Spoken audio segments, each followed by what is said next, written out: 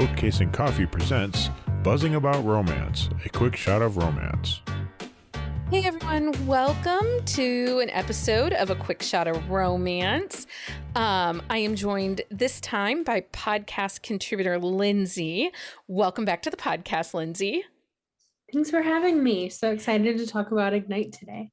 Yeah, so am I. You're kind of become our Melanie Harlow authority here. Like, you're a go-to girl, so... And this is the first time we're doing this in a long time. We are actually releasing this quick shot the day after the book releases. So we will make sure to leave it free of spoilers to the best of our ability. But this is such a great read. So like we said, in this episode, we're reviewing Ignite by Melanie Harlow.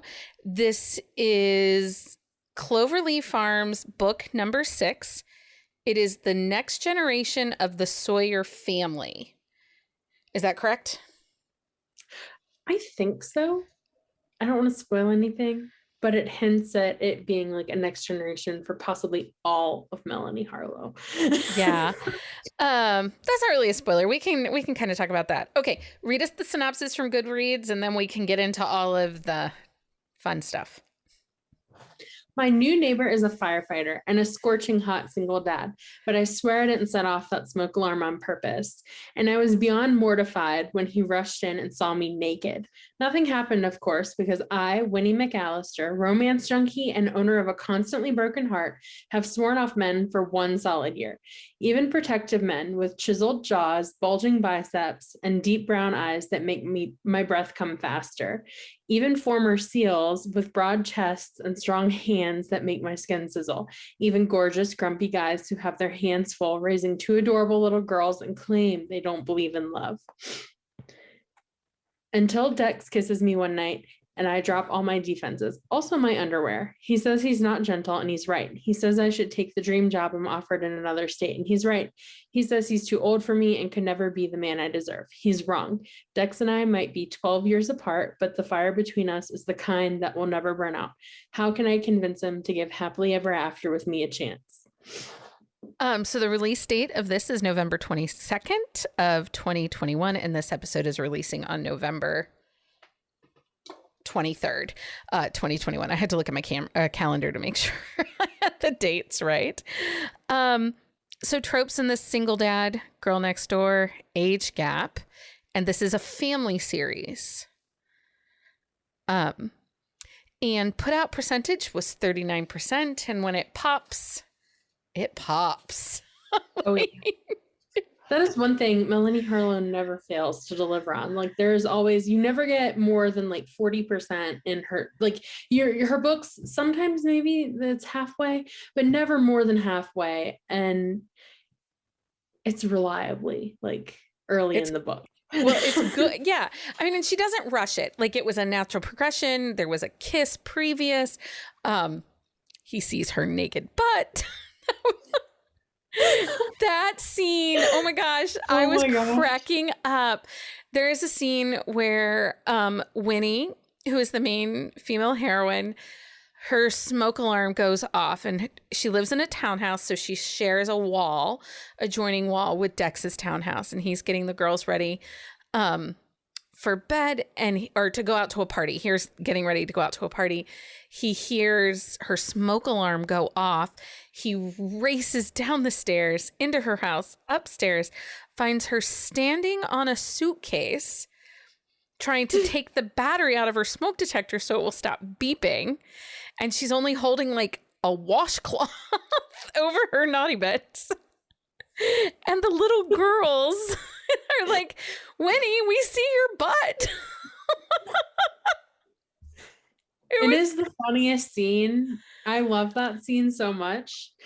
I just giggled. Oh my God, it was so funny. So funny and well written. And you felt like you were there with that moment, and you could feel Winnie's mortification.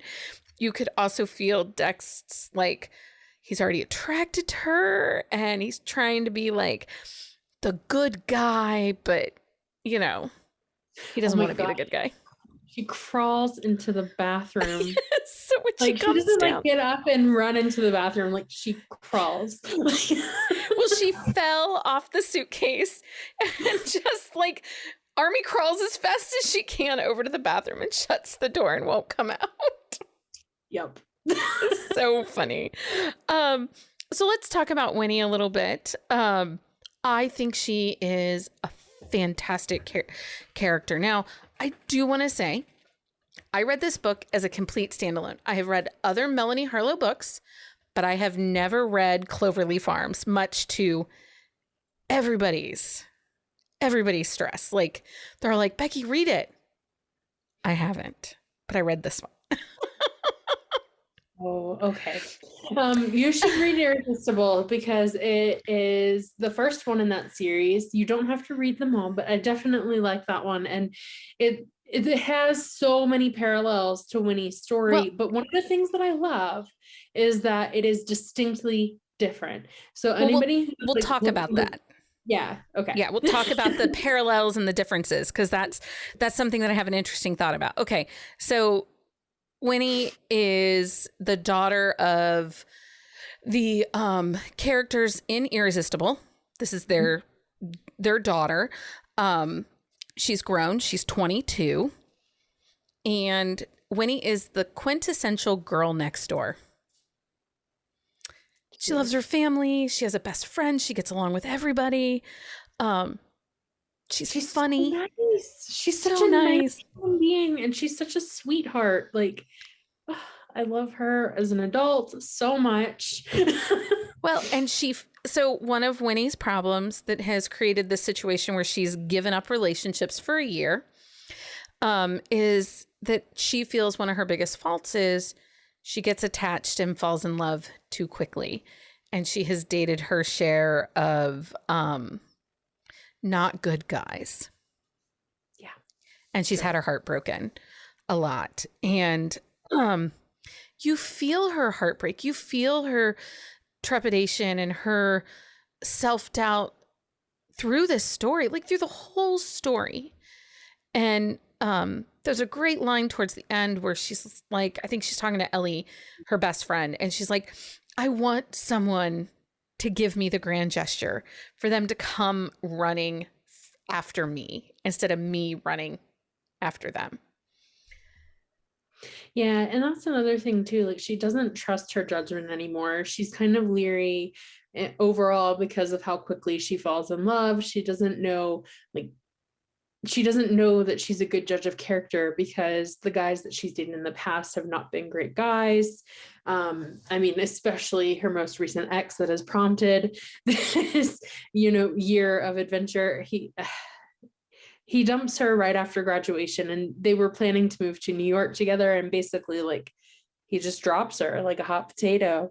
And he's not very nice about it. And it was a guy she thought she's going to be with forever. So she's really kind of, taking a step back from this rushing into romance. When there's Dex, who moves in next door, and he's recently divorced, and he's got 2 kids, and he is grumpy. He is so grumpy, Lindsey. He is probably, I would say, the grumpiest hero that Melanie Harlow has ever written.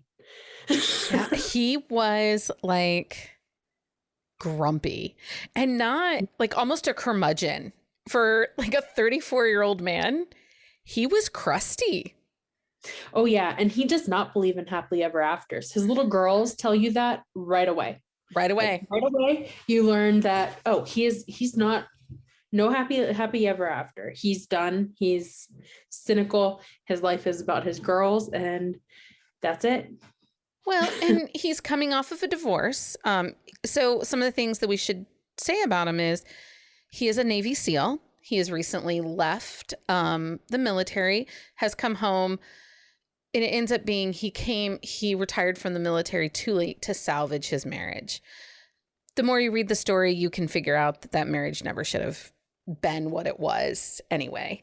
But because of this bad, and it wasn't a bitter divorce, it was 2 people who never should have gotten married. So it's not bitter. They both love their girls. They interact just fine together. I do want to fuss at him a little bit when he's kind of crazy at the mom of the girls for wanting to know what's going on with them. Because I'm a parent and I'm a bit of a control freak, and, you know, I'm still married to their father, and I want to know what he's doing about that and stuff. So I think most women behave that way about their children, even when they're married, divorce or not. So in the realm of reasonable. Right. So because of the divorce, and also because of his parents' relationship, and I'm not going to spoil any of that, you learn all about some of his history and why he feels about relationships and marriage the way he does. He's sworn off all relationships, doesn't believe in happily ever after. He is not going to ever date or get married again. He just wants to be the best dad he can be to his girls. So I love, so the interactions with the girls when he is sleeping or playing possum are some of the best moments. So, and Lee and I have talked about this a couple of different times. Sometimes when we get kid romances, like a nanny romance or, a single parent romance, sometimes you either get too much kid that you don't feel the chemistry between the grown-ups. And then sometimes you don't hardly see the kids. Like, you're like, okay, why did you say it was this? Just so you could get together or whatever. This was the perfect balance of kids in a story and the adult grown-up content that we want. Yes. And another thing is, he is not a single dad all the time. He has time with his kids and time away from his kids because their mom is very much in the picture. They're, True. They're all staying in the same area so that they can be close together. He'd had opportunities to move in other places and he chose to stay because of his kids and wanting to be part of their lives, which is a new thing for him too. That's also an interesting thing I thought we saw in the story is with his backstory, he really comes into being a dad, not just a dad, but a good dad. And I thought that was really cool. Well, and he wasn't there for their young lives because of being off for tours of duty in his career. And so now he's back in town as a firefighter. But there's some moments with these girls, not just the suitcase, but we learn, the opening credits, we learn from Luna and Haley, who are his daughters, exactly who their dad is. While they think he is sleeping, they are sitting there critiquing him. He snores. He has hair in his nose. There's a great scene where they're eating Cheetos while he sleeps and they touch him and get orange Cheeto cheese dust on him. It's so funny. It's hysterical. But also they're constantly critiquing him, not just when he's asleep, when he's awake too. They have this routine where they're like, oh, today you get a 1. Right. Oh, they score him. Or your day is a 10, and they negotiate how good he's doing as a dad in the mornings. It's really cute. Well, and they live in a small town. So of course, with small town romances, there's always going to be crossover and connections. And Dex quickly thinks that he can avoid his neighbor until he realizes that she is the cousin to his best friend. And that his kids love her. Oh, and her kids love her. Yeah. And I think there's a lot of the kids in the story and they're kind of the glue that binds them together, because even when Dex is no, I'm going to stay away from her. No, this is not a good idea to be around her. No, I can't temper my attraction. The kids are what's Winnie doing? Can we do this with Winnie? Let's hang out with Winnie. Yeah. And Winnie she's just a good person. She is a nice person, and so she's always yeah, of course you can come over and visit the cat, or hey, look, I brought you celebratory cupcakes, or I had this idea and I thought you guys could do it too. And something that Melanie Harlow does, and she does really well, and she did it in the last book in the Bellamy Creek series with Tie Me Down, the kids have something about them that some people would think is a quirk or unusual or different. And Melanie does a great job of trying to normalize those things. So we're in a situation where Haley does not, she wants to always wear something on her feet. She does not like to be barefoot.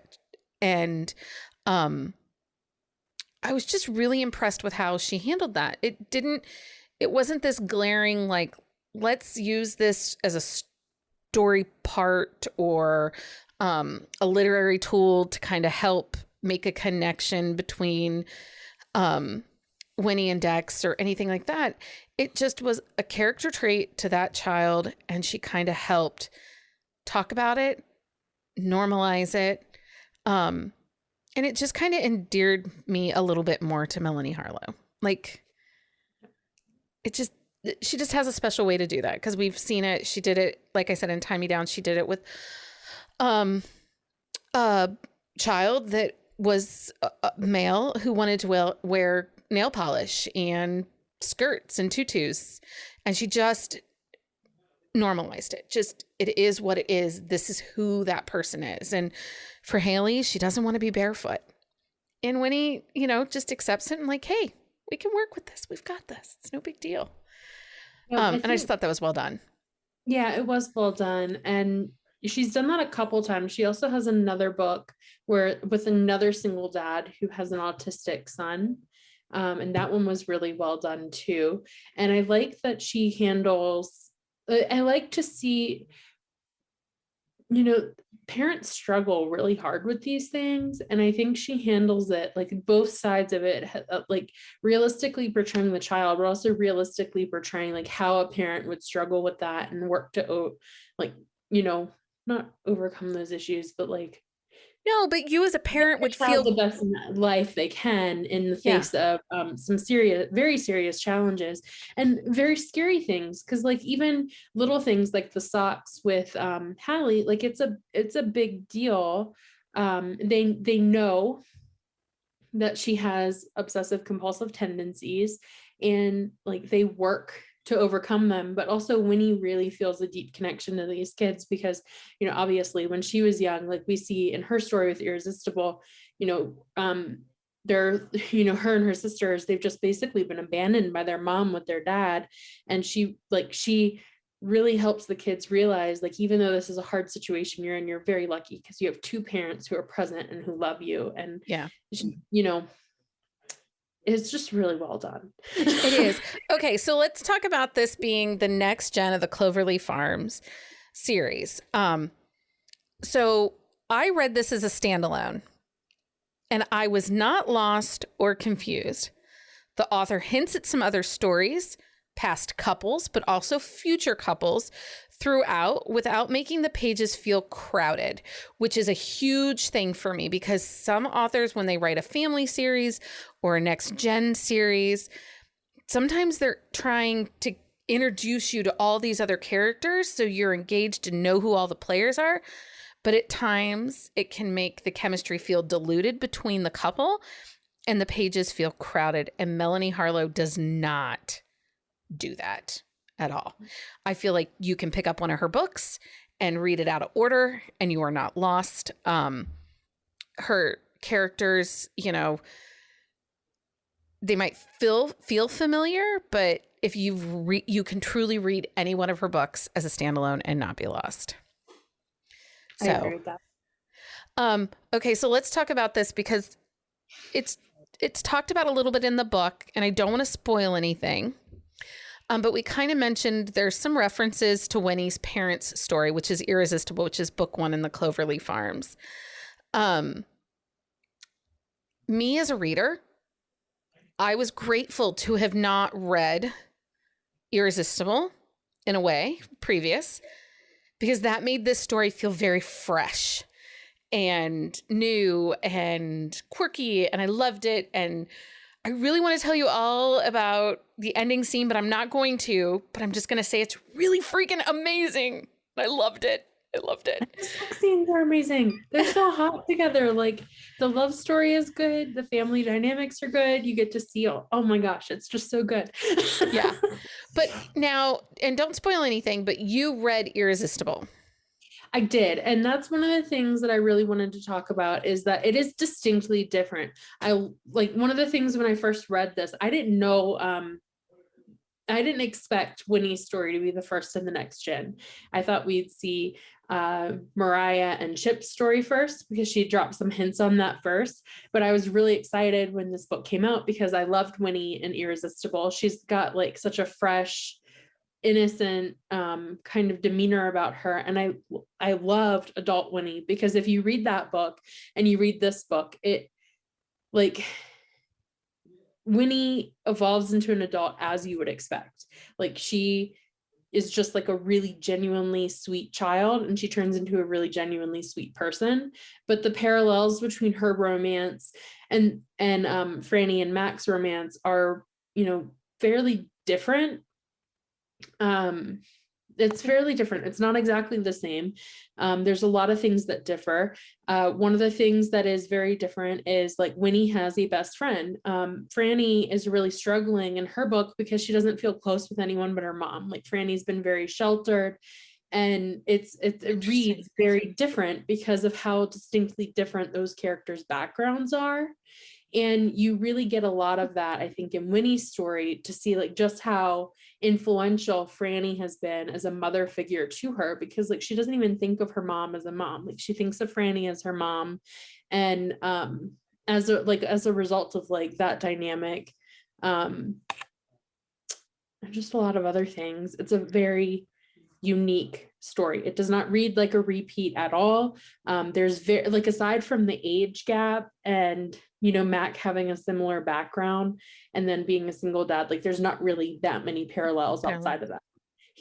Mac is a much more, if you haven't read this and you've read Irresistible, Mac looks like sunshine compared to death.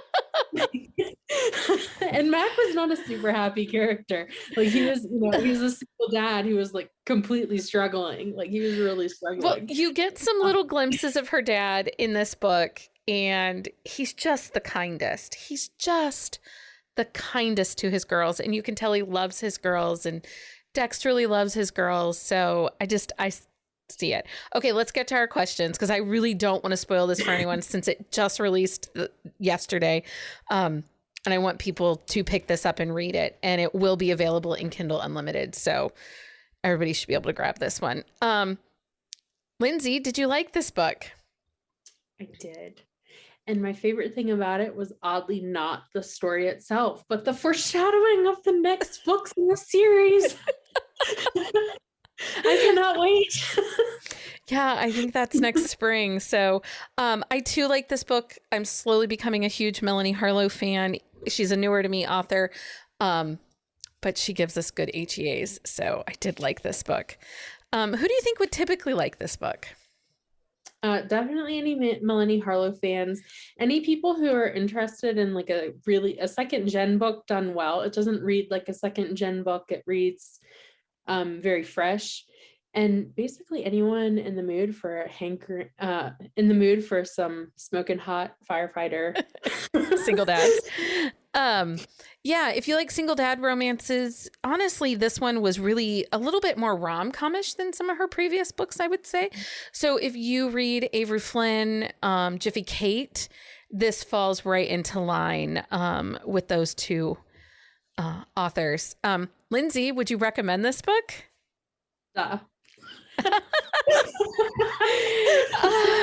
Yes, Lindsey would.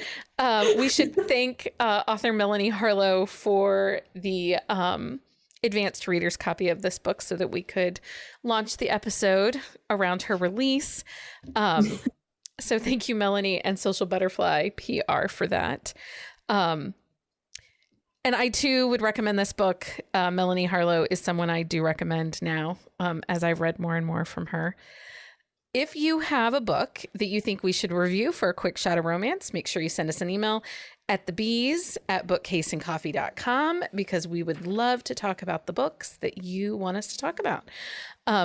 Lindsey, thank you so much for joining us for this episode. I appreciate you so much. Thank you. It's so fun. She's always willing to talk Melanie Harlow. Thank you everyone for listening, and happy reading. Find us on Instagram at buzzingaboutromance or on Twitter at buzzingromance. If you like the podcast, please leave a review. If you'd like to support us directly, join the Bookcase and Coffee Patreon and receive exclusive content only available to Patreon members. Check out bookcaseandcoffee.com for our on-the-shelf show notes.